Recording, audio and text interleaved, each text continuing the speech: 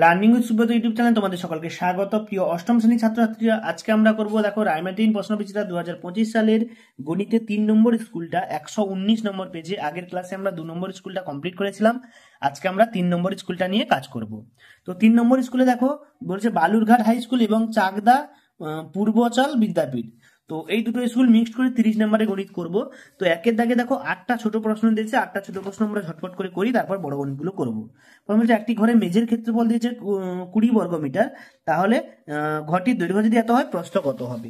তো আমরা দেখো একটা সূত্র আমি আগের দিন দেখিয়েছিলাম যে প্রস্থ সমান ক্ষেত্রফল বাই দৈর্ঘ্য, তাই তো এখানে দৈর্ঘ্য দিয়েছে আর ক্ষেত্রফল দিয়েছে, প্রস্থ বার করতে হবে। তো প্রস্থ সমান ক্ষেত্রফল বাই দৈর্ঘ্য, কারণ আমরা জানি দৈর্ঘ্য কিন্তু প্রস্থ সমান ক্ষেত্রফল হয়।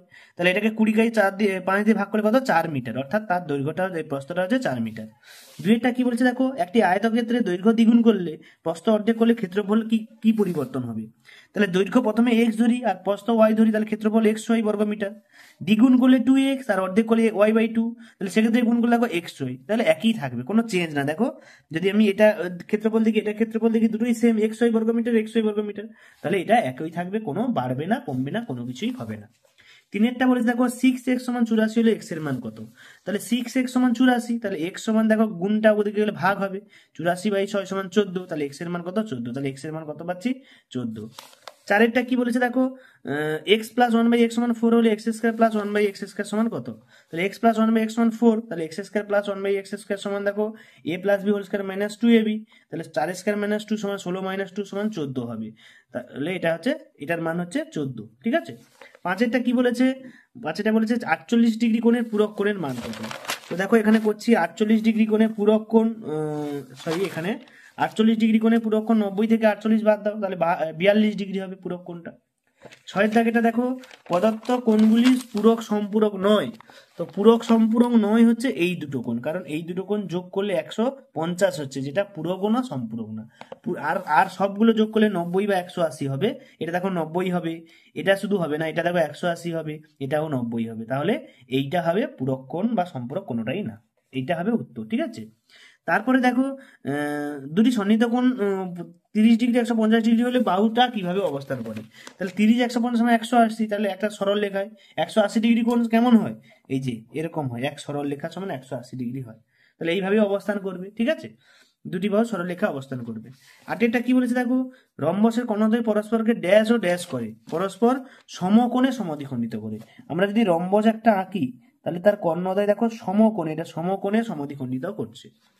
দুই দাগে গুণতে চলে যায়, একটি বর্গাকার ক্ষেত্রে বাইরের চারদিকে 3 মিটার চওড়া রাস্তা আছে, পার্কে পরিসীমা দিয়েছে রাস্তার ক্ষেত্রফল। বর্গাকার ক্ষেত্রে বলেছে, তাহলে 3 মিটার চওড়া রাস্তা, তাহলে রাস্তার সমেত দৈর্ঘ্য কত হবে, পরিসীমাকে 4 দিয়ে ভাগ করলে দৈর্ঘ্য পাবো, তাহলে সেটা 121 মিটার। তাহলে রাস্তা বাদের দৈর্ঘ্য কত হবে, এই দিকে দুদিকে বাদ দেবো, 3 × 2 6 হবে, 115 মিটার। তাহলে 115 গুণ করলে এইটা পাচ্ছি, তাহলে রাস্তার ক্ষেত্রফল এই বড় ক্ষেত্রফলটাকে এই ক্ষেত্রফলটা বাদ দিলে তাহলে রাস্তার ক্ষেত্রফল পাচ্ছি, উত্তর হবে 1416 বর্গমিটার, এটা হবে উত্তর। তারপরে দেখো আমরা দুয়েরটা করবো। দুয়েরটা বলেছে একটি ঘরে 4 দেওয়ালের ক্ষেত্রফল। দেখো 4 দেওয়ালের ক্ষেত্রফলের সূত্র হচ্ছে a সমান 2 × l প্লাস b × h। দেখো এখানে a সমান হচ্ছে ক্ষেত্রফল, 4 দেওয়ালের ক্ষেত্রফল, l হচ্ছে দৈর্ঘ্য, ঘরের দৈর্ঘ্য, b হচ্ছে প্রস্থ এবং h হচ্ছে উচ্চতা। এই সূত্রটা তোমরা কিন্তু লিখে রাখবে। চারেরটা কি বলেছে দেখো, তিনেরটা কোন বর্গাকার ক্ষেত্রে একটি বাহুর দৈর্ঘ্য 3m - 4, তাহলে ক্ষেত্রফল কত হবে, বর্গাকার ক্ষেত্রে পরিসীমা 8 মিটার হলে m এর মান কত।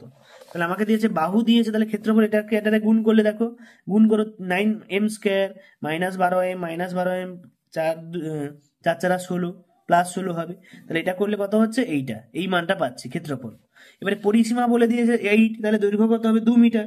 তাহলে দেখো 3m - 4 সমান, এটাই পরিসীমা, এটা বাহু, তাই তো, এটাও বাহুর দৈর্ঘ্য, তাহলে এটা সমান 2 করেছি, তাহলে m এর মান কত পাচ্ছি 2, তাহলে এখানে m এর মান বসিয়ে দাও, এই সমীকরণে m এর মান বসালে কত পাচ্ছি 4, তাহলে ক্ষেত্রফল হবে 4 বর্গমিটার আর m এর মান হচ্ছে 2 হবে, m এর মানটা কত হবে 2 হবে। এভাবে তোমরা করবে, তাহলে হবে, গণিতটা ভালো হবে।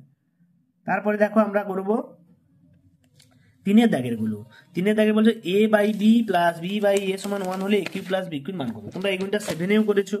এ by b b by a, এটাকে যদি ক্যালকুলেশন করি এ বি হবে লসাগু, a square plus B square হবে উপরে, এদিকে এ বি গুণ করলে 1 এর সঙ্গে এ বি হবে, এদিকে এলে বিয়োগ হবে, দেখো এ square minus A B plus B square সমান 0।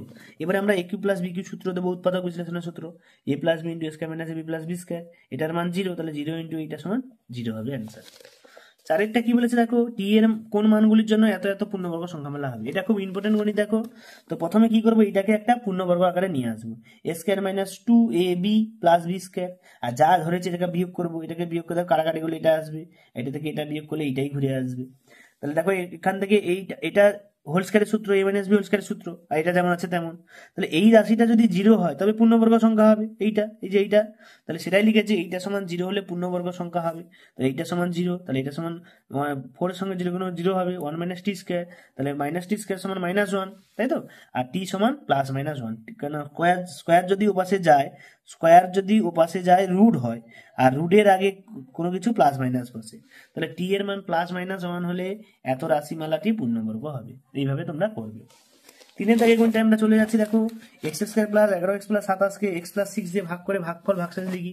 তাহলে দেখো আমরা ভাগ করেছি, প্রথমে এক্স স্কয়ার আছে, এখানে এক্স আছে, এক্স দিয়ে গুণ করবো, x square plus 6x minus minus, দেখো নিচে প্লাস আছে মাইনাস হবে, প্লাস আছে মাইনাস হবে, এটা কেটে যাবে, 11 থেকে 6 বাদলে 5 আর 27 আছে, তাহলে 5-এ দেবো 5x, আর এটা 30 হবে, 27 থেকে 30 বাদলে কত হবে -3, যেহেতু বড়টা আগে মাইনাস আছে, তাহলে ভাগফল হবে এইটা x+5 আর ভাগশেষ হবে x-3, এটাই হবে অ্যান্সার। চারের দাগের গণিতগুলোতে চলে যাই। উৎপাদক বিশ্লেষণ দিয়েছে, দেখো চারের দাগের উৎপাদক বিশ্লেষণটা খুবই সোজা দিয়েছে। তো দেখো চারের দাগের উৎপাদক বিশ্লেষণ করেছি, এইটা যেমন আছে তেমন, এটা একটা সূত্রে পড়বে, এখান থেকে মাইনাস কমন নিলে সেটা আছে এ মাইনাস বি হোল কিউ সূত্র, তারপরে এ কিউ মাইনাস বি কিউর উৎপাদক বিশ্লেষণের সূত্র দেবে। এ কিউ মাইনাস বি কিউ সূত্র হচ্ছে এ মাইনাস বি ইন্টু, এটা হবে মাইনাসের সূত্র, এ minus B into A square plus A B plus B square, দেখো এ মাইনাস বি ইন্টু এ স্কয়ার প্লাস এ প্লাস বি স্কয়ার, তো এটাই হবে সূত্র, ঠিক আছে, এটা হবে সূত্র। এখানে মাইনাসটা একটু গন্ডগোল হচ্ছে, তোমরা দেখবে। তাহলে এ স্কয়ার মানে এইটা প্লাস এ বি, তাই তো, এ বি প্লাস বি স্কয়ার, এটা ক্যালকুলেশন করলে এইভাবে অ্যান্সারটা আসবে। এখানে -a প্লাস বি প্লাস 2, এখানে লিখবে বি মাইনাস এ প্লাস 2 ইন্টু এইটা, এটাই হবে উত্তর। তারপরে দুইয়ের দাগের উৎপাদক বিশ্লেষণ, দেখো x⁻12 মাইনাস y⁻12, এটা করলে দেখো হোল কিউ সূত্র দেবো, x⁴ whole cube minus y⁴ whole cube.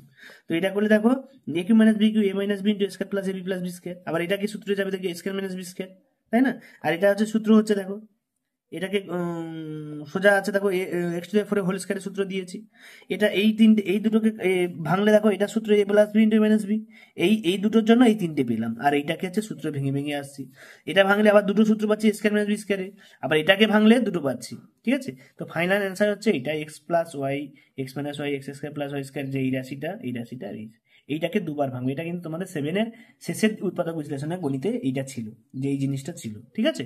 তো এটাই হচ্ছে ফাইনাল অ্যান্সার। এরপরে আমরা তিনেরটাই চলে যাচ্ছি, তিনেরেও একটা উৎপাদক বিশ্লেষণ দিয়েছে। তিনেরটা কি বলেছে দেখো না, 5x³ প্লাস 625, 5 কমন নাও, x³ প্লাস 125, 125 মানে 5-এর কিউ, তাহলে a cube plus B cube A plus B into A square minus A B plus B square, এটাই সূত্র বসিয়ে দিয়েছি, ঠিক আছে। তারপরে দেখো তিনের পর চারের দাগের গণিতটা বলেছে, চারের দাগের গণিতটা একদম সোজা গণিত, সরলীকরণ থেকে দিয়েছে, একদম প্রথম চ্যাপ্টার থেকে, পূর্ব পাঠের পুনরালোচনা থেকে, a square into b square minus c square into A square b square into c square minus a square into b square c square a square minus B square c square. তো দেখো এখানে কাটাকাটি করলে সবগুলো কেটে কত answer হবে, 0 answer হবে।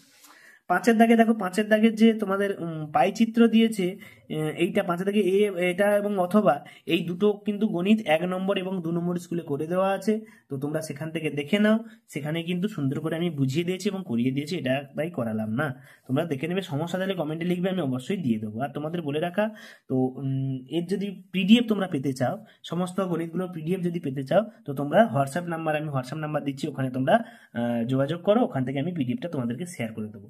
তারপর দেখো একটি রম্বস বেস্ট আঁকো যার বিইএস কোণ 60 ডিগ্রি এবং ইএস সমান 6 সেমি। তো এখানে দেখো করেছি, দেখো 6 সেমি করেছি, একটা আঁকার টানবে, 6 সেমি কাটবে, 60 ডিগ্রি কোণ আঁকবে, দিয়ে চারদিকে আমরা 6 সেমি কেটে দেবো, দিয়ে রম্বস আঁকবো, অর্থাৎ নির্ণয় রম্বস বেস্ট বিইএসটি। তো এই হচ্ছে তোমাদের 3 নম্বর স্কুলে টোটাল গণিত।